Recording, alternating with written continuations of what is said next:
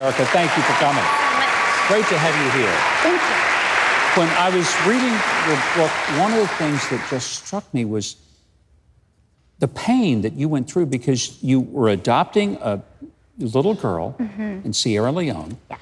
and they were giving you such a hassle about it, just messing you around. It's a good way to describe it. Well, and Yeah. really holding you and the little girl hostage to try to negotiate to get money so that you could actually get her to the United States. Yeah. And in the process of all this, Yeah.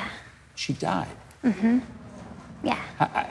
I mean, I was reading that and it's shocking. How, is this what's happening around the world? It's interesting because as you're saying it back to me, it almost feels surreal. But yes, it is. It's happening all over the world. I think trafficking and child exploitation is a problem that plagues every nation, including our own. And there are so many children in the crossfire, and so many people do not know it's happening. Yeah. See, I think what struck me was you were just trying to give this girl a life, Yeah. give her hope, bring her home. I mean, you were doing something wonderful and powerful, and you were stymied not by really anything that was real, but just people who put their systems before a person's life. And I think one of the things, and you were so candid in this book, the anger, the frustration that you felt. Yeah. You know, I think a lot of times in the world of adoption, many of us step into it feeling like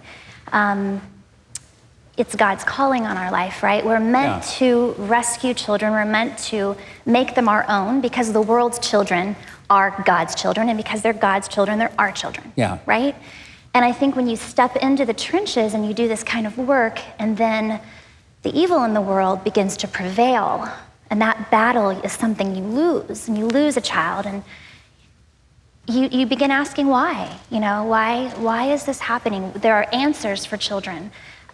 Safe homes, safe places for them to grow up and to be cared for and loved and protected. But there's, you know, something comes into play that breaks that opportunity down.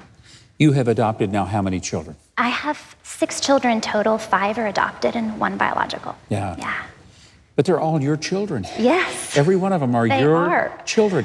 And you know what I love about when families adopt?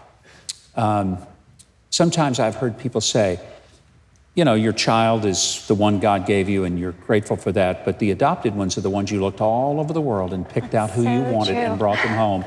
And they're very special because you chose them in a way that is so unique and powerful. Absolutely. I think that children are meant to be placed in families. They are not meant to be separated from the family unit. Yeah.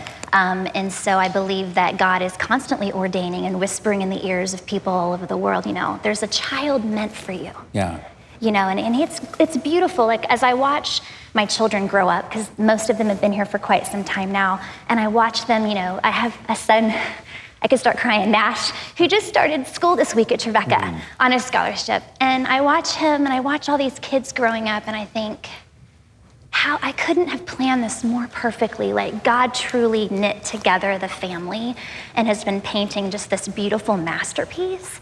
And I just want that for more families. It's a powerful story. Now let's talk about Erica Stone, whose career is now back on track after this time of hiatus. She just got an album out. Yeah. And so all these years you probably thought, well, I'll never be able to get back to that dream of the music career. Now it's happening. I know, I didn't think I would. Yeah. That's the crazy thing. And it was interesting how the album was written at the same time I was finishing the book.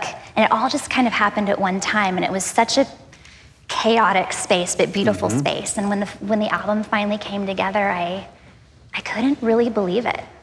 I didn't think the time would ever come. I kind of thought it would never happen. I'm glad it did, because you have a wonderful gift of music as well as this gift of love you've given to the children that you've adopted. Erica, what a great pleasure to have you here.